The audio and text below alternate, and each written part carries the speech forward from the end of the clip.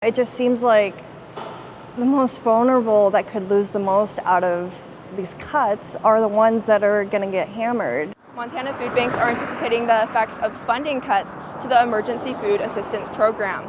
Montana Food Bank Network lost 40% of its TFAP funding in March. That's 600,000 pounds of food or 900,000 cans of this soup.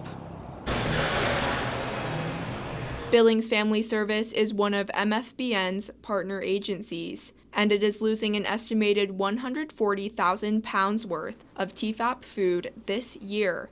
Program Manager of Warehouse Development, Debbie Anderson, says while the TFAP cuts did not show up in the last shipment of TFAP food, the organization will see reductions in the upcoming shipment, especially on protein. And unfortunately for Montana, protein is kind of high on the list for Montana's diet preferences. Billings Family Service may turn to the community for assistance due to the loss. In fact, Family Service Board member Ed Uladolin says while the impact of the cuts concerns him, he hopes the organization will find support from local residents and businesses. We want to continue to broaden our support in the community, both from people that are supporting us financially, but also businesses that are supporting in terms of giving food and that type of thing. President and CEO of MFBN, Gail Carlson, says the number of Montana residents asking for assistance is growing, despite the cuts in funding.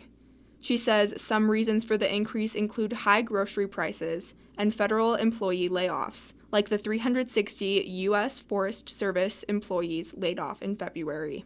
We're starting to see a lot of demands on our partner agencies for needing that assistance because a lot of individuals have been laid off that are federal employees. The CEO is finding ways to stay positive.